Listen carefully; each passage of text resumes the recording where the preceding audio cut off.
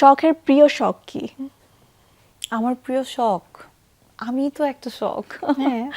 আমার শখের শেষ নেই, বাট হ্যাঁ, যদি প্রিয় বলা হয় আমি বলবো যে ট্রাভেলিং একটা আমার শখ, পারফিউম কালেক্ট করা আমার একটা শখ, আর হ্যাঁ, এই দুটোই। ট্রাভেলিং আর পারফিউম কালেকশন এগুলো তো অলমোস্ট হয়েছে। এমন কোনো শখ আছে যা এখনো পূরণ হয়নি বা অনেক বয়সও গেলেও আপনি ওটা পূরণ করবেন? মানুষের তো শখের শেষ নেই। মানুষের শখের শেষ নেই, হ্যাঁ। এখন আপাতত এরকম কিছু মনে পড়ছে না, বাট শখের তো আসলে শেষ নেই। সংসার কেমন যাচ্ছে আপনার? সংসারের গল্প Good, শুনতে good, চাই good. একটু। আসলে আমি সংসার নিয়ে খুব একটা এক্সপ্রেস করতে পছন্দ করি না, এটা আমার পার্সোনাল লাইফ, আমি পার্সোনাল রাখতে পছন্দ করি, বাট আলহামদুলিল্লাহ গুড যাচ্ছে। পরিবার বা লাইফ পার্টনার কাজে কতটা সাপোর্ট দিচ্ছে আপনাকে?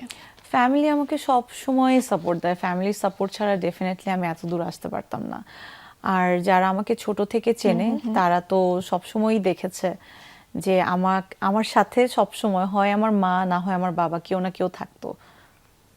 শোবিজ অঙ্গনে একজন মেয়ের প্রতিষ্ঠা পাওয়ার ব্যাপারে অনেক সংগ্রামের গল্প থাকে। এখন এই ইন্ডাস্ট্রি কেমন আছে কি মনে হয় আপনার? পার্সোনালি যদি আমার কথা বলি, আমি স্ট্রাগল আমি একদমই করিনি। আর মানে আমি ব্লেসড, আমি একদমই সুন্দর স্মুথলি একটার পর একটা ভালো ভালো কাজ হয়ে গিয়েছে।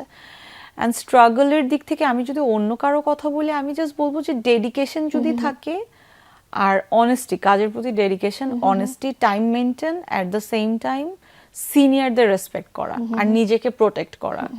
মানে নিজের আসলে জানতে হবে যে আমি কোথায় হ্যাঁ বলবো, কোথায় না বলবো, কোনটা আমার জন্য ভালো, কোনটা আমার জন্য খারাপ। এ কয়টা যদি জিনিস থাকে, আমার মনে হয় না খুব বেশি স্ট্রাগল করা লাগে। বিকজ আমার বাবা সবসময় একটা কথা বলে যে শখ, তোমার যদি কোয়ালিটি থাকে, কাজের যোগ্যতা থাকলে তোমার কাজ আসবে তোমার কাছে, তোমার যে দৌড়াতে হবে না। সো এই জিনিসটা আমি অলওয়েজ মেনটেন করি। আমি চুপ করে বসে থাকি, আমি অনেক বেশি কাজ না করে একটা কাজ করবো, বাট ভালো কাজ করব। দরকার হয় আমাকে কিছুদিন পরেই দেখুক না মানুষ স্ক্রিনে, বাট ভালো কাজটা দিয়েই দেখুক। এখন তো অনেক নতুন শিল্পীরা এসেছে, তাদের কাজ দেখছেন, কেমন লাগছে আপনার? Very good. তাদের কাজ নিয়ে কি বলবেন বা তাদের উদ্দেশ্যে কিছু বলার আছে? যা কাজ দেখছি ভালো লাগছে, উদ্দেশ্যে কিছু বলার নেই, কারণ এটা আসলে যার যার পার্সোনাল ব্যাপার। সো আমি জাস্ট বলবো যে অনেস্টির সাথে যেন সবাই কাজ করে যায়। নাটকের সবশেষে অভিনয় কবে করেছিলেন মনে হয়? 3 days ব্যাক। তাই? হ্যাঁ, সেটা কি রিলিজ হয়েছে? হ্যাঁ, ওটা অলরেডি অন এয়ার যাচ্ছে। রিসেন্ট আপনার কোনো বিশেষ কোনো ক্যারেক্টার আছে যে রিসেন্ট কাজের মধ্যে অনেক ভালো লেগেছে একটা বা দর্শকের থেকে ক্যারেক্টার, অনেক সাড়া পেয়েছে? একটা ক্যারেক্টার, এই যে আমার যে রূপনগর যে সিরিয়ালটা যাচ্ছে দীপ্ত টেলিভিশনের, এটার যে রিয়া ক্যারেক্টারটা, সেটা নিয়ে খুব সাড়া পেয়েছি আমি। দর্শকরা খুব পছন্দ করছে। একজন অভিনেত্রী হয়ে ওঠার জন্য কি প্রাতিষ্ঠানিক শিক্ষার প্রয়োজন আছে? অবশ্যই, অবশ্যই। প্রাতিষ্ঠানিক শিক্ষা ছাড়া আহ, প্রত্যেকটা মানুষেরই তো আসলে একটা নিজের একটা কোয়ালিটি থাকে, হ্যাঁ। একটা পার্সোনাল একটা ম্যাজিক থাকে, আমি বলবো। এছাড়াও তোমার এই ম্যাজিকটাকে প্রপারলি ইউটিলাইজ করার জন্য একটা প্রতিষ্ঠানের মানে লেসন তোমার খুবই দরকার। তুমি প্রপারলি না শিখে তুমি জাস্ট শিখতে শিখতে কাজ করাটা, ওটা আসলে তোমার জন্য পারফেক্ট হবে না।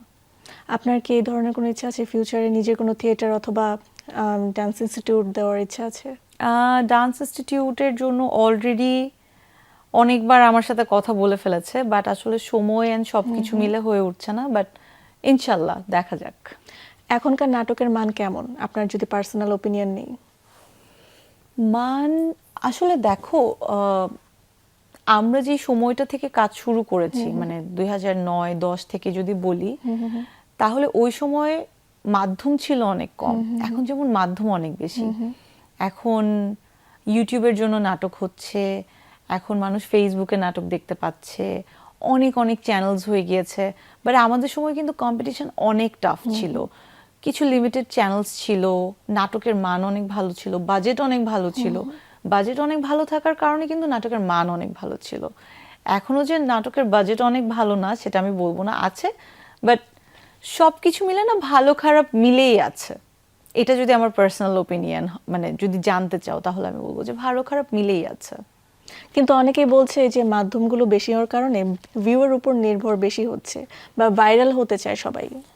আমি যেমন পার্সোনালি একদমই ভাইরালের পক্ষপাতী না, কারণ আমার যেটা মনে হয় যে তুমি আস্তে আস্তে বড় হও, তোমার গোড়াটা অনেক শক্ত থাকবে। তুমি জাস্ট ঝড়ের বেগে আসলে, খুব ভাইরাল হলে তুমি ঝড়ের বেগে পড়ে যাবে, তোমার গোড়া যদি স্ট্রং থাকে তোমাকে ফেলতে অনেক টাইম লাগবে।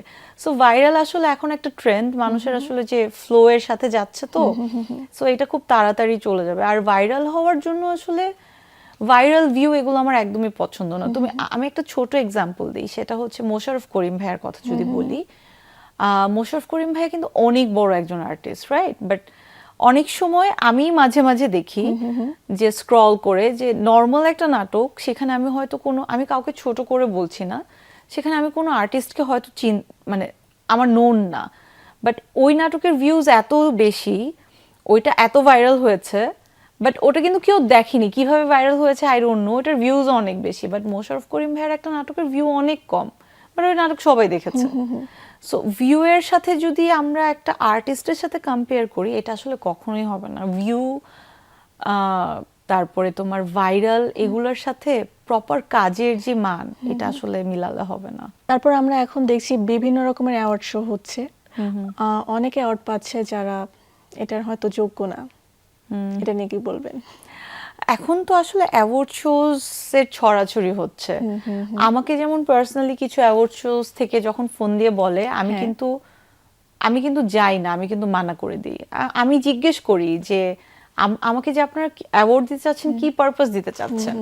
মানে আমি নাম বলবো না, এমনও একটা জায়গা হয়েছে সেখানে বলছে, আপু আপনি কি পারপাসে অ্যাওয়ার্ড নিতে চাচ্ছেন বলেন, আমরা সেটাই দিব। সো আমি বললাম যে এটা কি কেমন কথা?